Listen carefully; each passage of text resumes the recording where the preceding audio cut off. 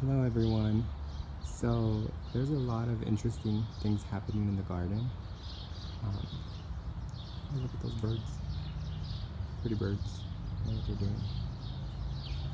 Um, but yeah, I want to show you guys something. I want to show you guys a lot of things. So I thought I would make this video. So if you saw my previous video, I had problems with aphids in my plum tree, and I tried the predatory insects as a pest control method, like an organic pest control method, because I don't want to. My whole orchard is organic, and I don't want to use any chemicals or pesticides. But anyways, if you guys saw that, then you know what I'm talking about. But I ordered ladybugs, and I ordered ladybugs and lace swings. Look at that pretty bird. Lace swings eggs, and they're supposed to hatch into larvae, and they are supposed to help with the aphid control. They eat a lot of aphids larvae, and then anyways, they grow up to be lace swings. But the cool thing, this morning I was out in the garden, and I noticed an adult lace swing, and I think I already had them in the yard. It must mean that they are in the yard already, because I don't think they go from egg to larvae to adult in just a few days. So let me show you guys. Sorry about the noise.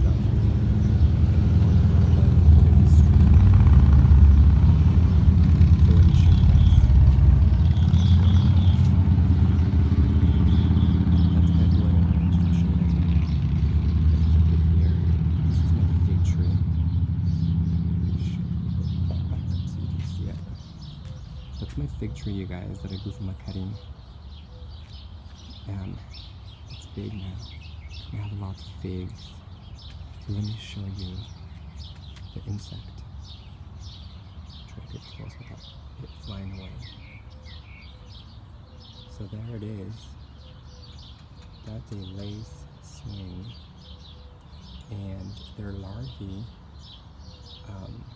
eat a lot of aphids and mites and all of the bugs that you don't want in your garden, that harm your trees, that feed on the sugars and make the leaves curl and wilt and die and destroy some of the fruit. So these guys are the good guys, and they help keep the insects that you don't want in the garden under control, because they eat them, along with ladybugs and praying mantis. Those are all good. So yeah, I must have already had them in the garden, because there's no way they would have matured to this adult stage that quickly, because I just put the eggs out. And also, it's on the fig tree. I put the eggs on the plum tree. But look at the fruit, you guys. Look at these figs, and this was a cutting. Last year I had like one fruit. I think I have like 10. Just beautiful. I'm really into bugs. I've always been into bugs ever since I was a kid. I like them all, but some of them hurt my trees, and I don't like that. So I try to encourage the good bugs, I guess. I mean, who's to say who are the good bugs and the bad bugs, but I guess these guys are predators, or actually eating other bugs, so maybe they're the bad guys. It just depends on how you want to think about it. But yeah, so we're gonna get some figs, like a good amount of figs for the first time. And this was when I planted it, this was how big it was. It was just this little piece right here with a cutting, and from there I got this tree. And it's potted. Figs do well in containers, so I have it in a container. I had a fig in the ground and it died on me. I don't know what happened. But yeah. So this is my little potted section. I grow citrus in containers because we get too cold in my area. I'm in the high desert and we dip below freezing, sometimes in the 20s or teens, yeah, high teens. But look, this I got in late winter.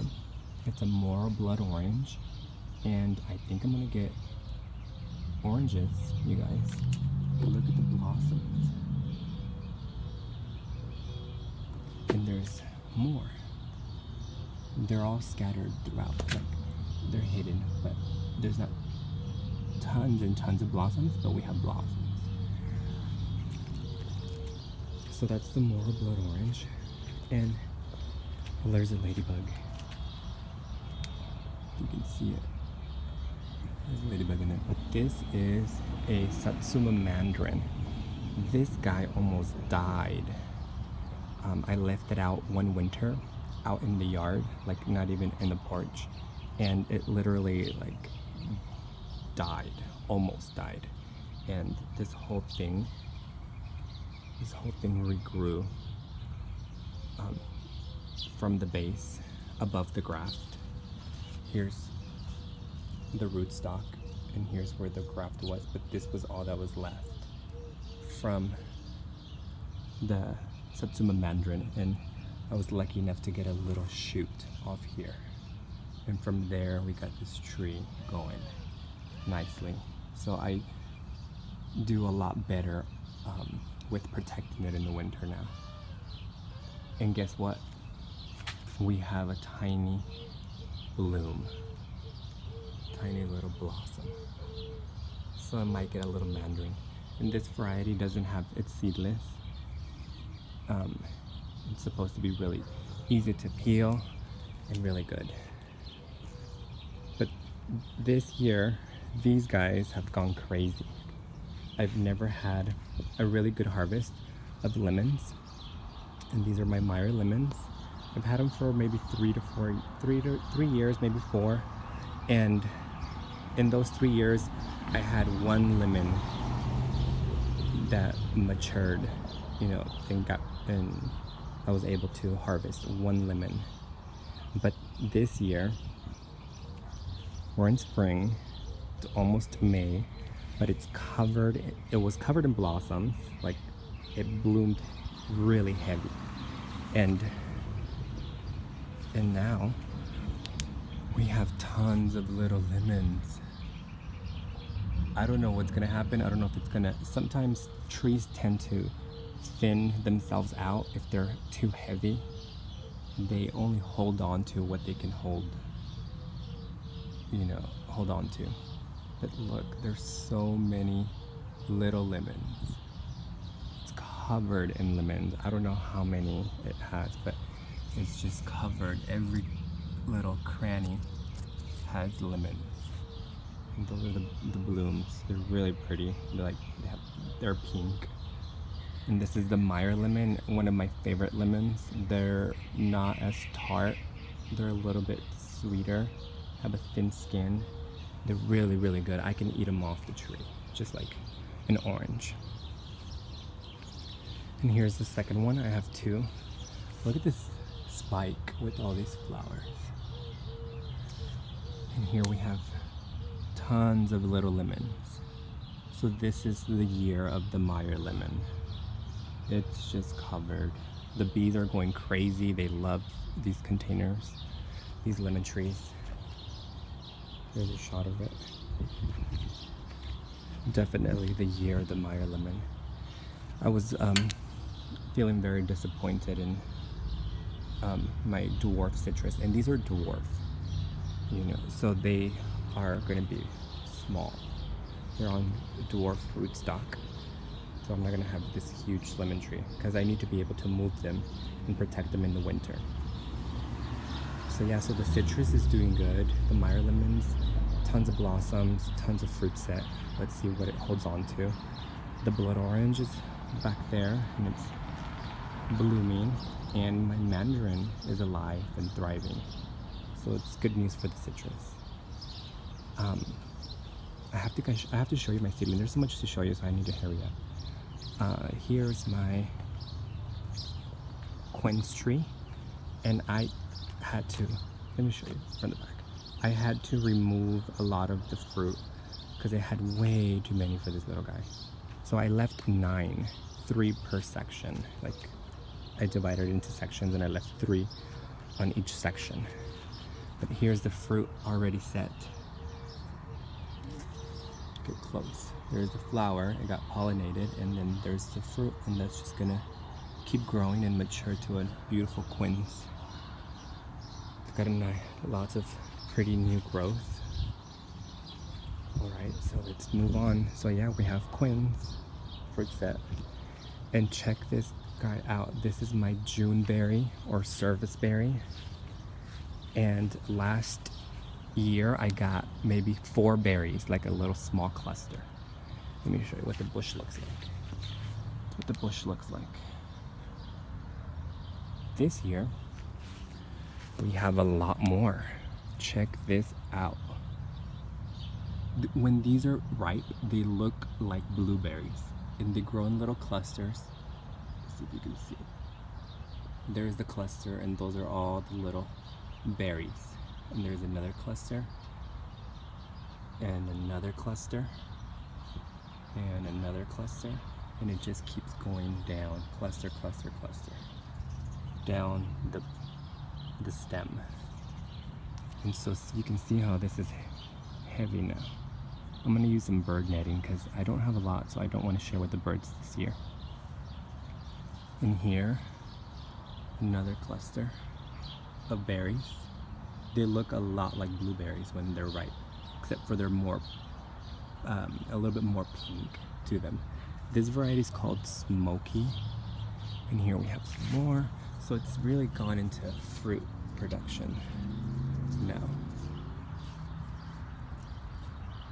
Close shot of the berries. All right, let's move on because I don't want to run out of time. So the berries are doing so good. This is my Dwarf Everbearing black mulberry. No fruit yet. So there's a second one. Well, let me show you. Okay, so those containers are my blueberries. And this year, again, it's the year of the blueberry. Year of the blueberry, the year of the Meyer Lemon. I didn't know, I was making mistakes before. I was pruning them in the fall, and I didn't know that they produced fruit in last year's wood. So any growth that it puts on this year, that's where it's going to produce the fruit next year.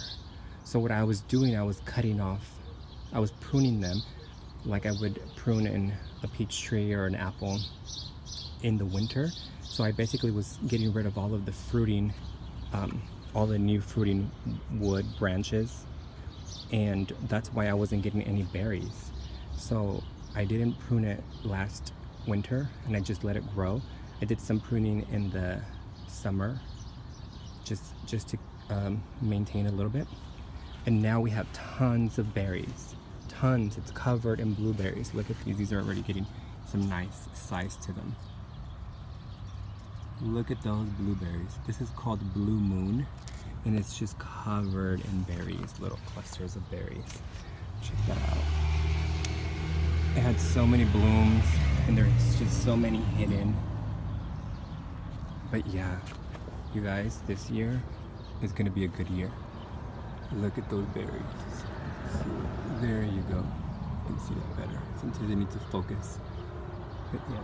So this one's called Blue Moon. It's a bigger bush, taller. This one's like a shorter bush. This is called Everbearing. No, not Everbearing. Bountiful. I think Bountiful. But look at that. Look at the berries. So many berries, you guys. And we still have flowers. Those are the little flowers. Those have been pollinated. We have lots of flowers. All right, you guys. I'm gonna let you guys go.